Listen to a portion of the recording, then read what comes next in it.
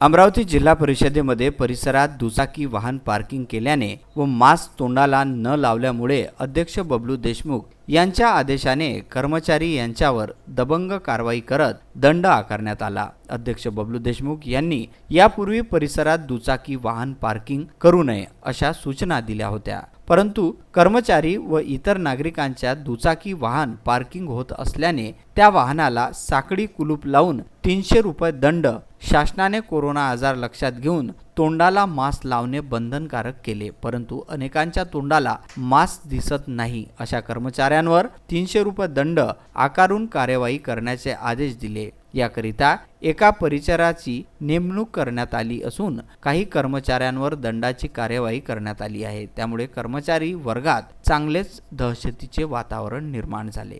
Surendra बिसने, Vidarbha news, Amravati.